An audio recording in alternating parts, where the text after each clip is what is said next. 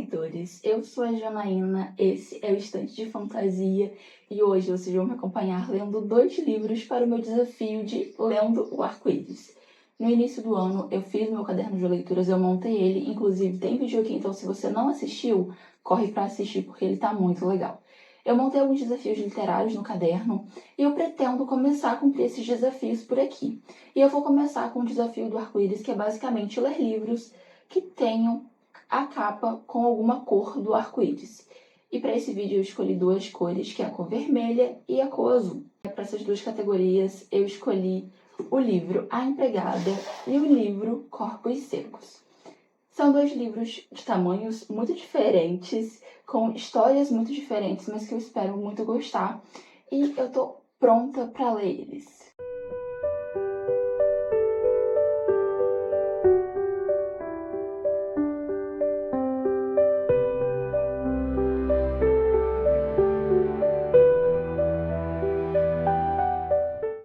Estou no capítulo 13 e ele vai até o capítulo 71, se não me engano.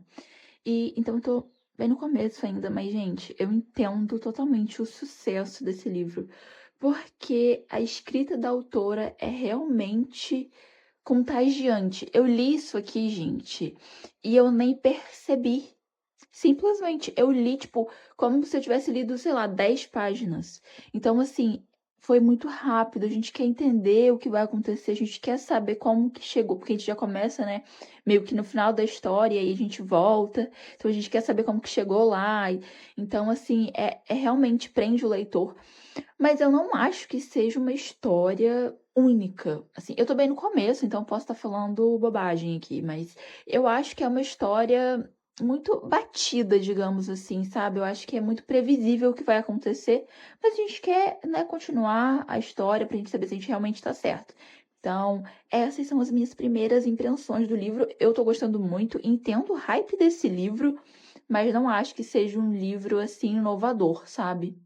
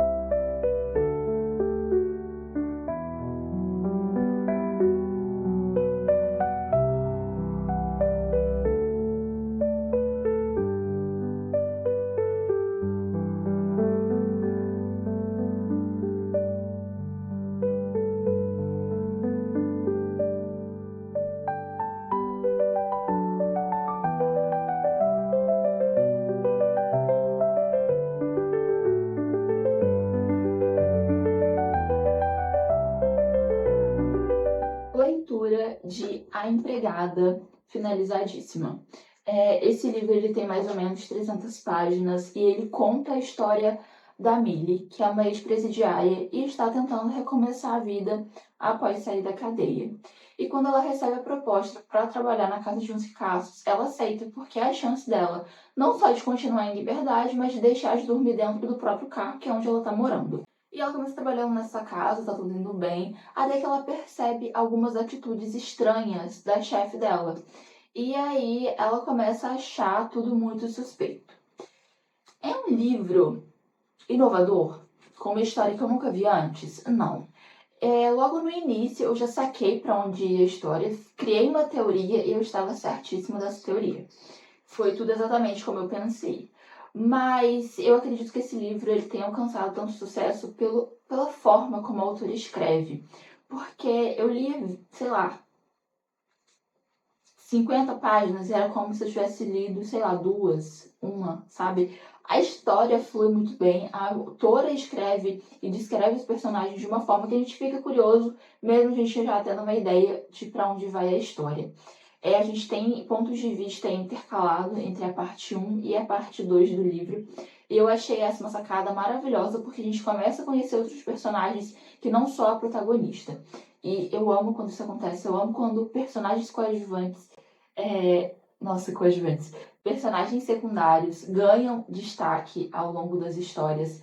Então, eu adorei o livro, foi muito bom. Eu li muito rápido, eu li em 3 dias e sei que esse ritmo pode ser lento para algumas pessoas, mas para mim, ler um livro de 300 páginas em 3 dias é assim, excelente.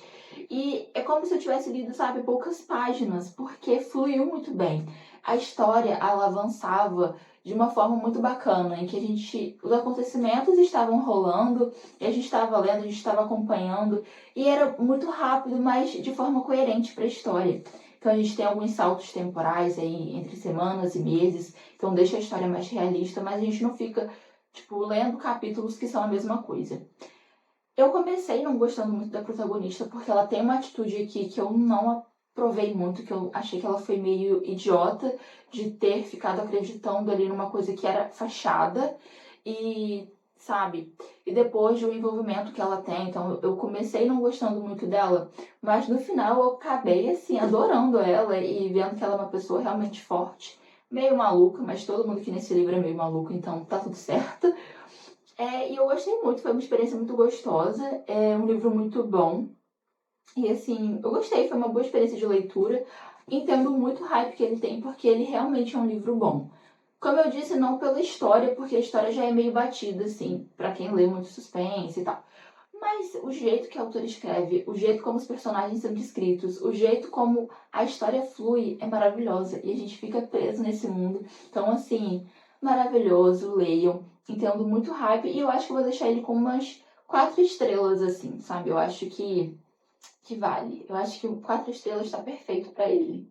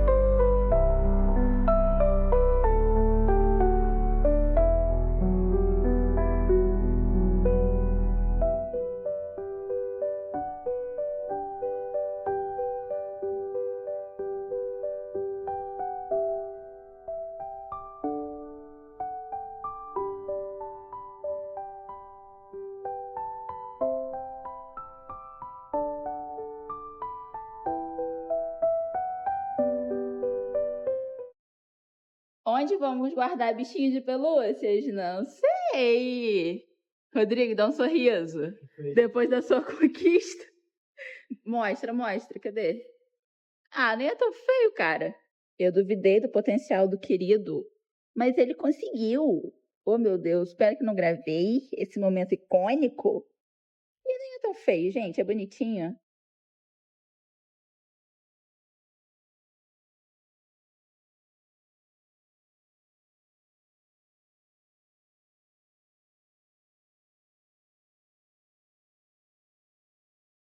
Solta não, filho. Vai vir, vai vir, vai vir.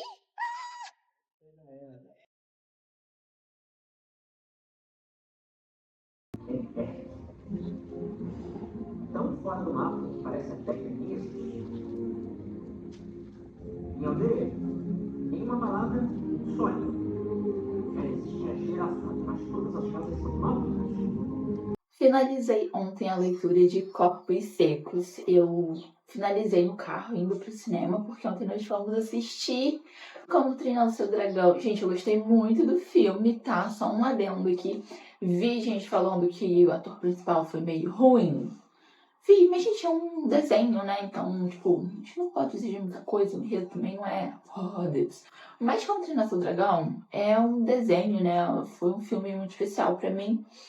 Porque ele fez parte da minha infância e que eu amo dragões. Quem está nesse perfil sabe que eu amo histórias com dragões e eu adoro o Banguela, porque ele me lembra muito o Abraxós de Trono de Vidro. Porque tanto ele quanto o Abraxós, alguns dragões falam, né, em algumas histórias. E eles não falam, mas a gente consegue saber exatamente o que está passando na cabeça deles pelas expressões, pelas coisas que eles fazem. Então, foi muito legal assistir o filme, eu adorei, foi muito bom. Assistam, tá? Assistam porque é maravilhoso. E aí, indo pra lá, eu finalizei o livro. E o que eu posso falar desse livro? É um livro muito curto, muito fluido, mas extremamente pesado, porque ele retrata uma situação extrema, né? Onde a sociedade acabou porque foi atingida por um vírus, aparentemente, que transforma as pessoas em zumbis. Essas pessoas, esses zumbis, na verdade, infectados, eles me lembram um pouco The Last of Us. Porque não é um zumbi tal, sabe? Essas pessoas atacam as outras, né, pra devorar, pra infectar, enfim.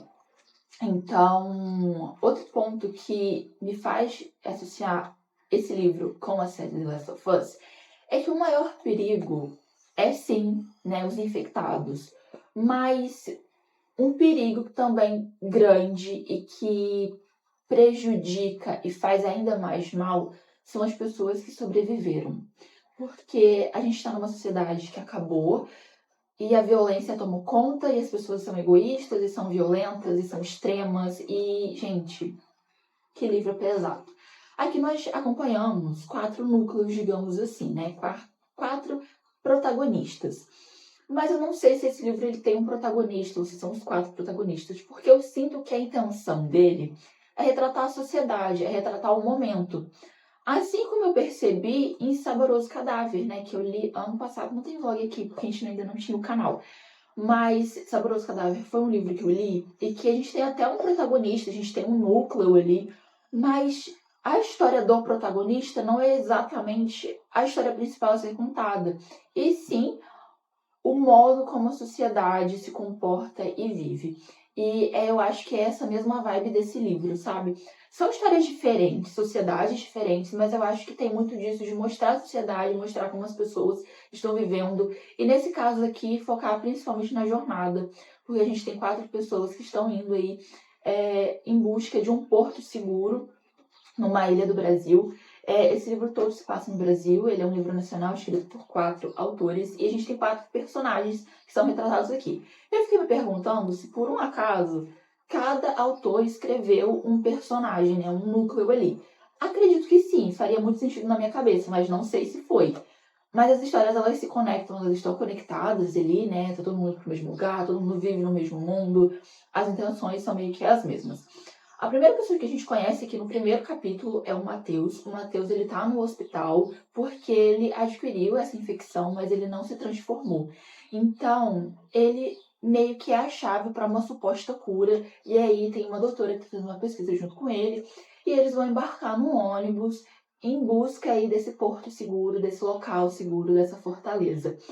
E a segunda pessoa que a gente conhece é o Murilo, que é uma criança, e aí a gente vai ver todo esse mundo, esses acontecimentos, pelos olhos de uma criança e no fluxo mental dessa criança, sabe? Na percepção dela, sobre o que é ser adulto, e o quanto ela amadurece, não necessariamente de uma forma positiva ou negativa, mas o quanto ela é forçada a crescer e abandonar a infância para tentar sobreviver. Essa criança é o Murilo, ele é irmão do Matheus, mas eles são meio irmãos, então eles não estão juntos nessa jornada.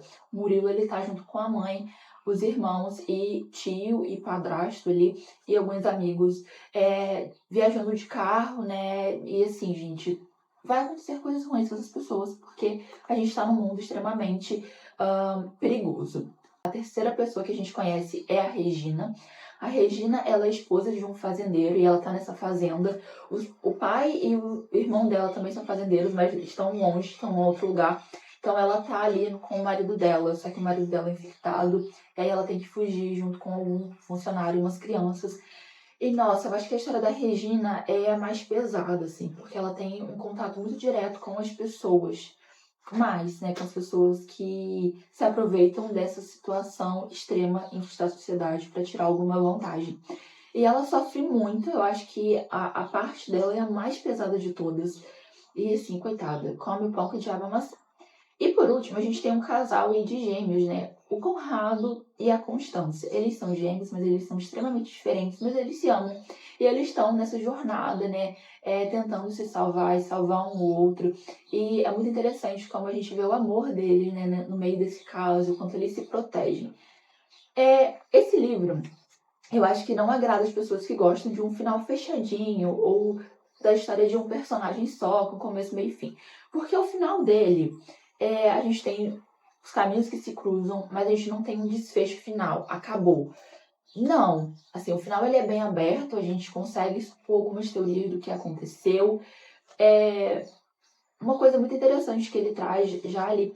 No início a gente tem isso, mas no início a gente está mais pensando nos personagens.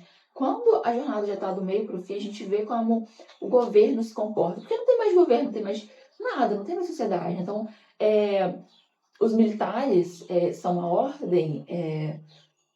Quem tem o poder e as armas é quem dita as leis. Então, assim, é um livro para refletir, me tira da minha zona de conforto. Então, eu gostei muito desse livro, foi excepcional, ele é pesado. Então, eu recomendo que vocês leiam devagar. Eu devorei, tá? Eu só devorei, comecei a ler e parei quando chegou na última página, porque eu sou assim, eu gosto de saber como as coisas terminam, mesmo quando o final é aberto. Eu não tenho problemas com o final aberto, tá? Eu gosto de criar teorias. O final dele é aberto, é um livro fluido, maravilhoso, leiam. É pesado, mas é bom.